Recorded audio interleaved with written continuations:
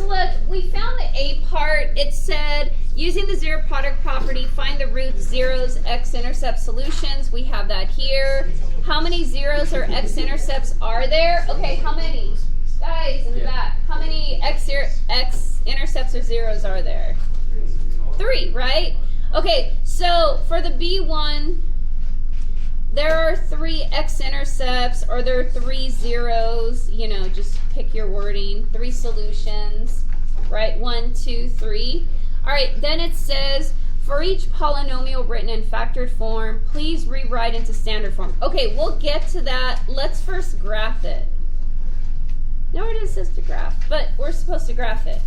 Yeah, let's put D part, graph. Oh, it says it here, graph the polynomial. Oh, okay. I couldn't even read it. Okay, so look, let's graph this, and I'm going to kind of do it several ways. Okay, so look, -4, 0, here's 1, 2, 3, 4, here's -4, so I'll dot it. -2, 0 here, and then 1, 0 is here. Okay. I don't know what the function looks like. If you guys recall a couple of days ago, like, you don't know, is it the blue? Is it the pink? Is it the pen? You don't know what the pathway is. And so input, output, you guys, if you ever want to graph a function, find a value, substitute it in, you get an output value, there's your point. Okay, so the reason why it's set up horizontally is that so it kind of matches your x-axis, and so that's your x-axis, and you can keep track of it. Okay, -4 is here.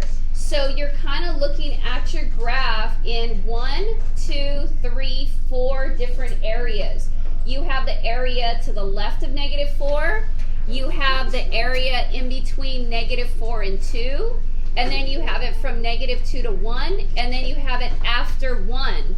So you have to find out, is the function above the x-axis or is it below the x-axis? So we're going to substitute a number, put it in the calculator, and that's it. Okay, so what's the number? Give me a number left of -4. -6. -6. Okay, so it doesn't matter. You can pick -5, -6, whatever you like. Now, obviously, the numbers are going to take off, so we'll cover that in a sec. But if you're in the hundreds or you're in the 80s or in the 50s, you're going to kind of go by, you're going to have to increment to kind of know how to graph it. And we already know. We'll go to Desmos and we'll look at it of how it should accurately be drawn. But you'll see what we're trying to do here.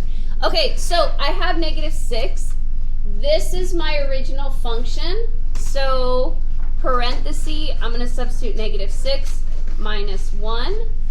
Take the next one, -6 plus 4, and then -6 plus 2, plus 2. Close it up. Oh, you can't even see. Let's do it over again. Let's clear it. Okay. Better. All right, let's do it over again. -6 minus 1, -6 plus 4, -6 plus 2, and you get, okay, -56. So it's a very high, right? It's a high negative. All right, so -56.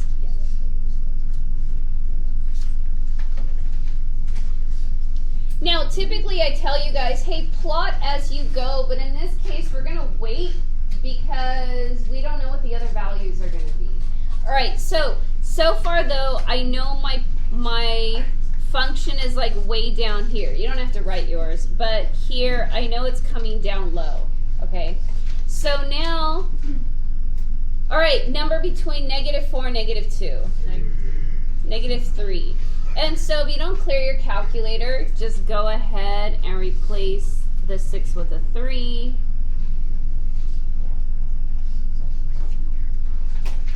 And I get 4. Oh, that's nice. And so that's telling me it's up here, so I know it has to come back to the -2. So far, I'm not graphing yet. We'll plot nicely. but that's what it's telling me, right? To the left of -4, the function is in my is below the x-axis. Between -4 and -2, it's above the x-axis. This one's going to be below, and now this one's going to be above. And so between -2 and 1, give me a number. 0. 0. And so if I substitute 0, wait, can you see?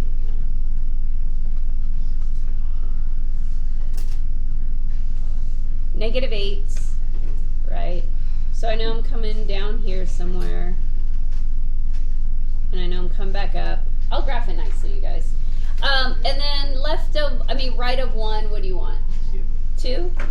And so, is that right? Yeah, that's right. I think I would have been And 24. Okay, so it looks like -56 is the only one that's kind of out there. So do you want to increment by 5s or 10s? How do you want to make the y-axis here? 5s? Yeah? Okay, so if we go by 5s, so this is -5, -10, -20, -30. Here, let's go in more. I hope it doesn't take it out. Okay. -40, -50, and so here's -60. Okay, I want -56, so at -6, I'm at -56. So here, and then I'm at -3, 4, so if I'm at 5s, that's like here. I'll go over with marker. And then 0, -8. Remember, they're curvatures, they're not V's like us. And then 224. This is 10, that's 20. And so here is my, just because I know I was doing my sketching beforehand. And just make sure you get an arrowhead and it takes off. But that is my cubic function.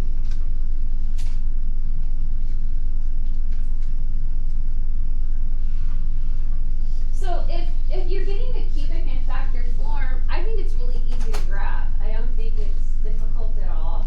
Just remember the zero product property. Put your, even if you were to not place your numbers numerically negative to positive, left to right, you could still figure out your points, because as long as you